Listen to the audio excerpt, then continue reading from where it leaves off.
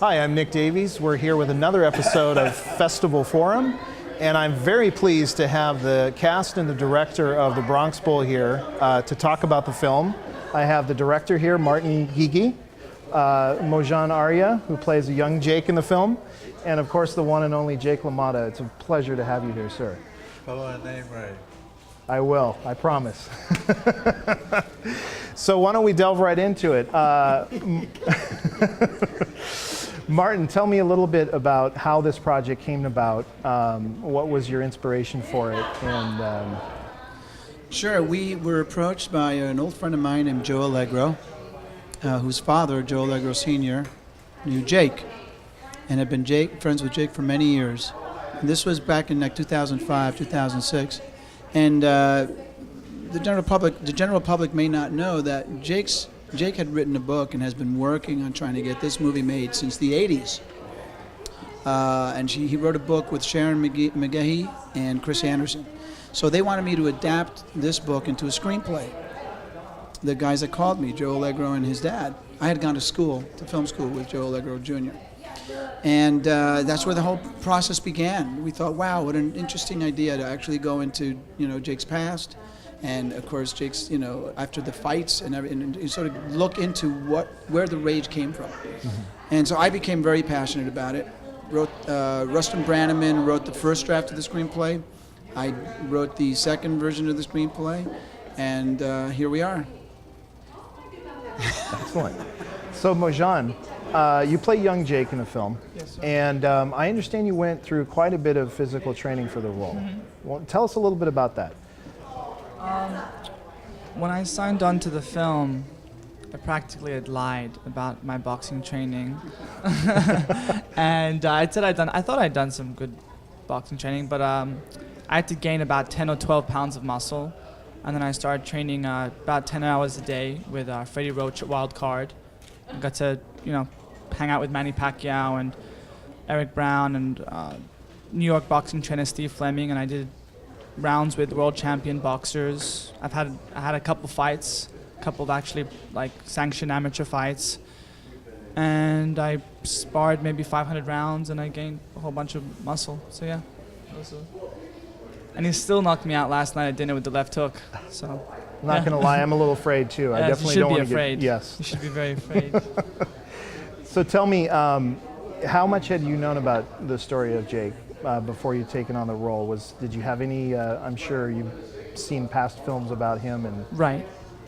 Well, I was well aware of the classic film that was made about him, and I was a die-hard boxing fan.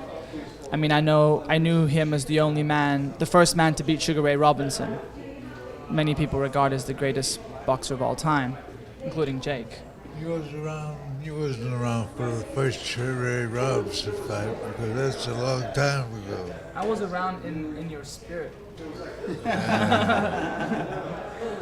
Jake, were you happy with Mojan's performance in the film? I'm completely satisfied because everything's going along great.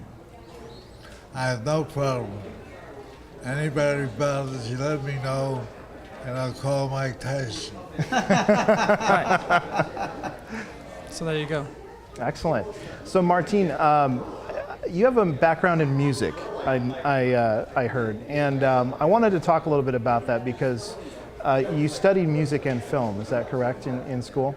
I did, yeah. I grew up in a musical family, and my dad being a conductor, so I kind of had no choice. Uh-huh. It's a curse in the gene, in a good way. So, can you talk a little bit about how that translates into film for you? What, if anything, how does that help your artistic process in directing and editing and things like that? Well, music tells a story. Every song tells a story. Every symphony tells a story. It has an arc, has a beginning, middle, and end. As do the lyrics tell a story. And the ultimate success of any art form is in the emotion of how that story is told. So in filmmaking, it's very similar. There's a 3-arc story, and the lyrics are the script, mm-hmm. and ultimately the actors bring their emotion to the lens. And so it's the translation of emotion was my approach as a going from music to film as a director. That made it easy, is just knowing that every scene has to have an emotive feeling to it. And how did you utilize music for your film in that respect? Well, we were fortunate enough to have Chet Tolliver do the score, and he took an old school approach to the film. He gave it, an orchestral, traditional type of score. Some people it gives you the sense, it gives you a New York feeling, because it is a New York story, and we're really, really blessed. We had a great team, on this movie, a wonderful team. I mean, even after I finished the script, you still need that angel who's going to believe in the script, and that was Craig Chang and his team at Main Street Films, who believed enough in the film to give it a shot. Mark Bishop and the rest of the team over there, great team. And then you surround yourself by hopefully, the best that you can possibly find at the time, and that's what we did. We found a great cast and a great team behind the camera too. As a director, you're only as good as everybody else. I know how to stay out of the way as a director. Let everybody do their thing. What was it like working with Mojan? Mojan is an extremely instinctual actor. He did his homework. He really, really studied.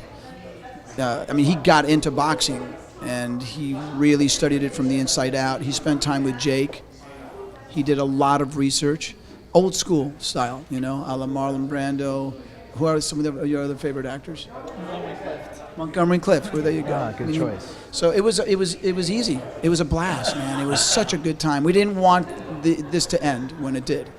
That's how much we enjoyed it. And he always brought a great sensibility of being open to all possibilities, which is ultimately makes great art. Excellent. So Mojan, tell me about working with Martin and his creative process as an actor. How did that work for you? Well, Martin is very encouraging, very positive. And he just said it himself, which I completely agree with. He certainly knows how to stay out of the way, and he has a great energy, He makes, especially in a movie like this, obviously it comes with a bit of stress and comes with a bit of pressure. And Martin was just always smiling and happy and full of life and love, which it makes you want to bat for a director like that. It makes you want to do your best, because you feel like you got someone who loves you. Tell me a little bit about this particular. I love you. Oh, no, sorry. No, that's sorry. Okay. I love you, and you. We like love here at the festival. We're big on love. Tell me a little bit about this particular story with Jake, because I know I've heard there's different stories, different periods of his life, and this film in particular focuses on a particular part of his life. So could you elaborate a little bit more? Absolutely. On that? The film focuses on the genesis of Jake's career, like where his boxing was really born. We visit with his family in the Bronx in the 1930s, and we learn the effect that his childhood had on Jake as a person and as a boxer and as a human being. We spent time in the 1930s in the Bronx. We get to know who his father was. Spent time learning how to box and how that happens. I don't want to give it away. It's a compelling, powerful childhood that Jake had, and he had to overcome adversity at a very young age, where most people would have given up. He never gave up, which is really the theme of this story. It's the triumph of never giving up against all odds. We sort of skip his career. And then the movie, not unlike the book, it reflects the book, which is, we spent time at the Senate Judiciary hearings with Jake, and when he was being investigated, and then we jump right into after his fights, and his relationships, and his relationship with his daughter, redemption with his father, all the conflicts that he sort of resolved. It's the taming of the bull. And finding inner peace. And so we spent a lot of time with his relationships with some characters in New York that he had to deal with. again, you know, he never really, he always paved his own road. And we're so blessed and honored, and it's been such a, you know, you've been so gracious, Jake, to allow us to tell your story. When I first met with Jake. Gracious. You're gracious. I just wanted to know that.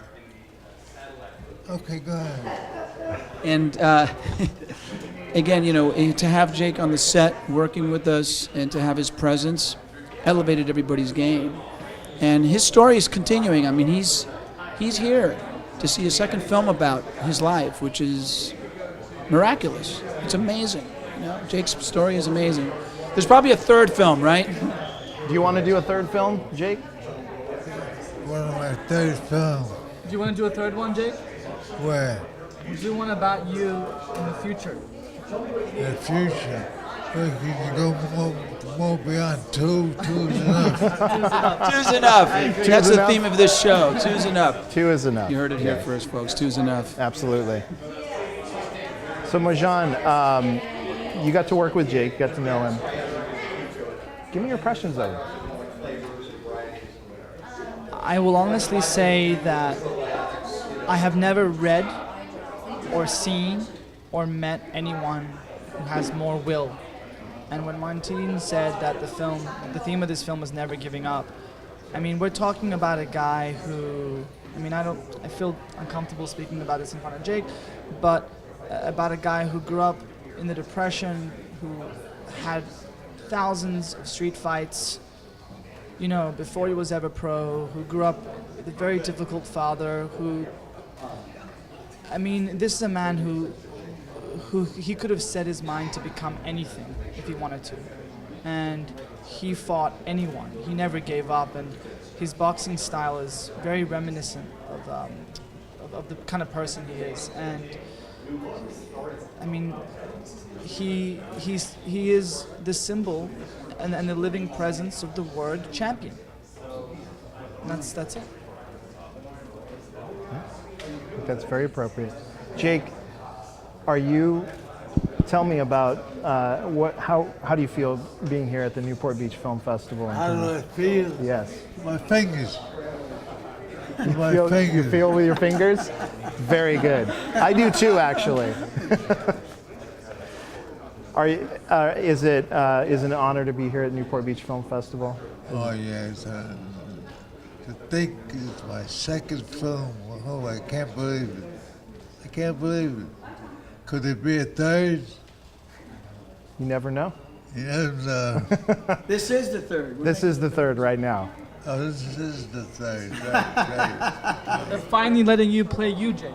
Imagine that. Do you have any really fond memories on set being a part of this film? Anything in particular that What you kind of want to share? memories you have to be a part of something that was never done before in the history of the sport? Never done before. Second movie, 2 movies. I don't believe it. I can't believe it. Doesn't get much better than this, does it? You never know. You never know what could happen in this world. Martin, any closing thoughts on this film? The message you touched on the message of the film earlier, but just anything else that you'd want to add that really, I think, sets this film apart from anything else any other stories that have been told about Jake? Well, this sets the record straight in terms of who Jake was and why he was who he was and why he is who he is. It's all based on a true story. There is no creative license, and that was the goal, was to make an honest film. And we believe we made an honest film and told the truth about who Jake LaMotta is, who he was and who he is. And we feel blessed that we had an opportunity. Look, anytime a movie gets made, it's a miracle, you know, and especially this one, a film that took so long to make, you know, almost 7-8 years to make, and a film with controversy attached to it, and one that so many people didn't want to touch in order to protect themselves and, or, you know, for whatever reason. It was a challenging project. What was the most challenging aspect, would you say, of this project, of making this film? I think the most challenging aspect of this particular movie was the amount of expectation that was put on it from the beginning. Mm-hmm. And we went into it just really excited. First of all, anytime you get to make a film, and you're a filmmaker and you're an actor or an actress or a producer, that's why I jump out of bed. That's why we all jump out of bed. But we went into it just with a little bit more of a, let's just call it a heightened sensitivity, and that was a good thing. I'm proud of it.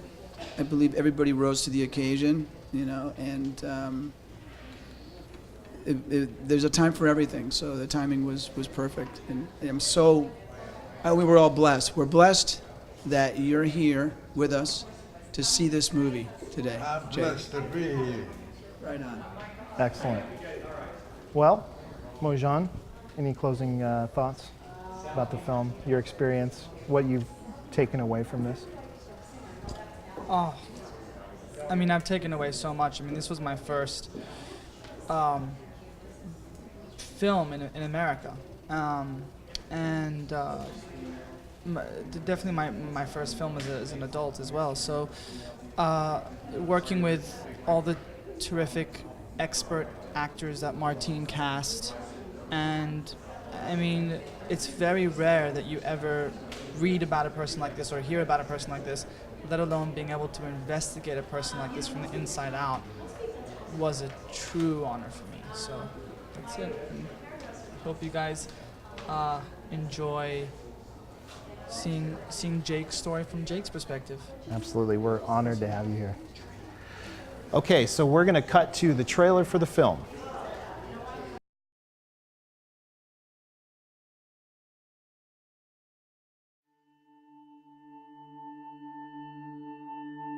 You hit him first, and you hit him harder. But you don't go down. I'm gonna be pro. What, you wanna sit in there and get your face pounded out and pro? Are you kidding me? It's a sucker's game, Jake. You killed him. I look at you. You know what I see? A worthless life. You're gonna fight all these boys and the guards till they kill you? Have you ever thought about putting on the gloves and learning how to really fight? Boxing. I could teach you everything I know, boy. Now I'm gonna teach you how to really throw that left. Anyway, keep the challenger all balanced. Jake is also number 70. It's definitely a lot of night.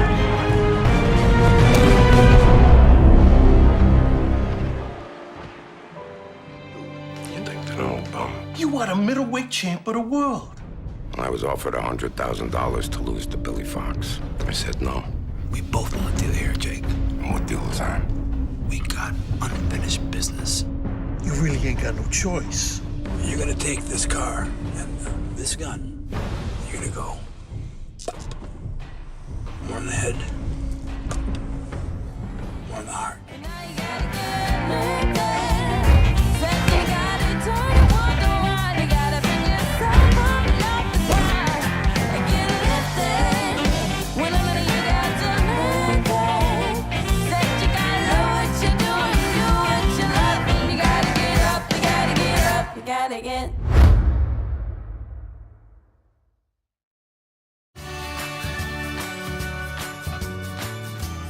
I'm Tom Sizemore, and I'm in the movie The Bronx Bull, and I'm having a lovely time here at the Newport Beach Film Festival.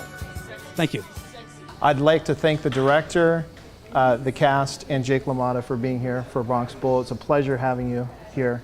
Thank you so much. Jake, it's truly an honor to meet a legend. It really is. Thank you. Thank you. You make me feel very happy. I can't understand how I could do something like this. I never dreamed about it. I think they had 2 pictures made of you in one lifetime. God bless you, God bless everybody that's involved with the movie, and thank you very much for inviting me. 92 years old. 92. It's incredible. Thanks so much, and here's what you missed today at the festival.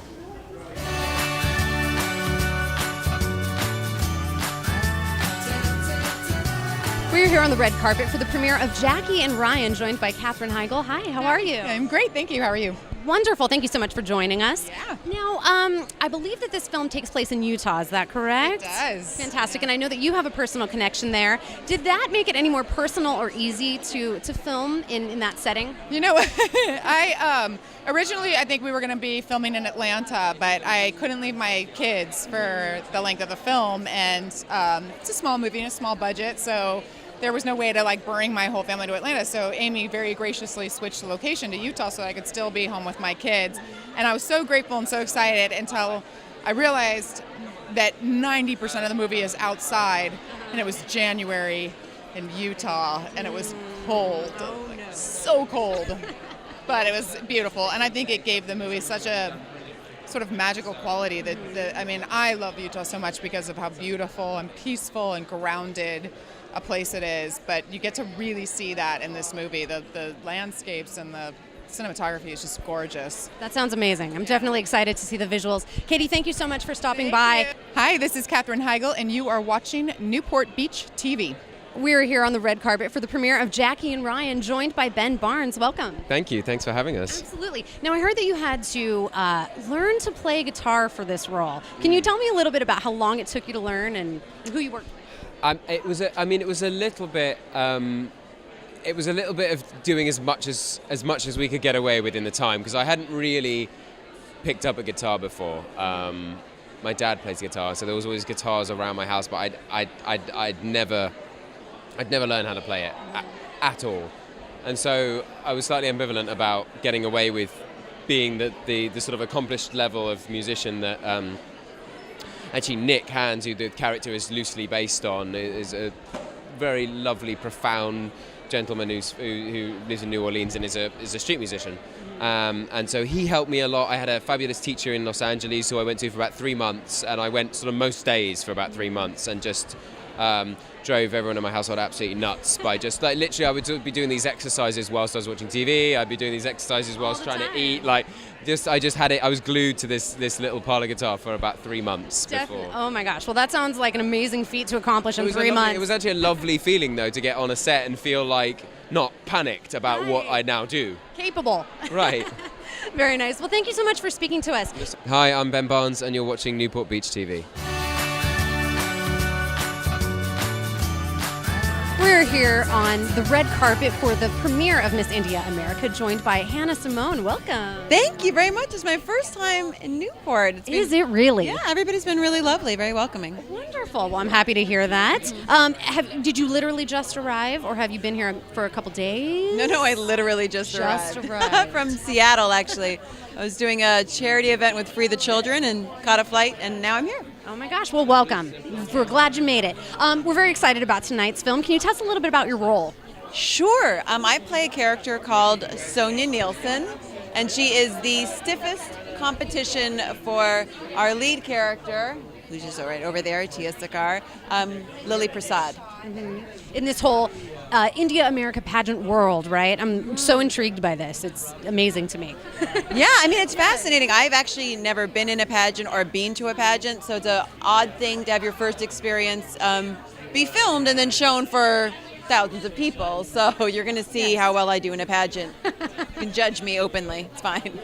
No worries. I'm sure it's fine. Sure it's fine. And now, how do you feel about being in Newport Beach tonight for the film festival, for the film premiere? I'm excited. It feels like this city really supports great art. The fact that they've welcomed us and are sharing and showing our film it feels great. Hey, I'm Hannah Simone of Miss India America and New Girl, and you are watching Newport Beach TV. We're here at the after party at the Newport Beach Film Festival at Room and Board. We're very excited for tonight's festivities. There's going to be a lot of entertainment, drinks, fun. We'll keep you posted on all the highlights.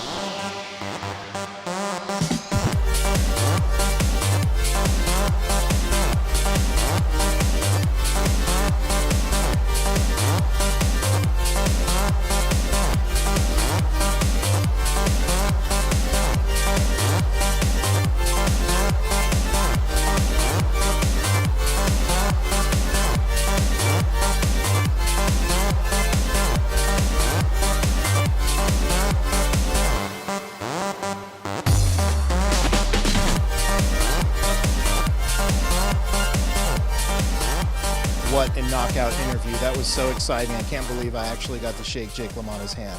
Thank you so much for joining us today. It's been an amazing program. We invite you to come back frequently, check out all the updates on the parties and the festivities that are happening this week at the film festival.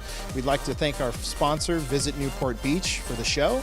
And I'm your host, Nick Davies, and I'll see you next time.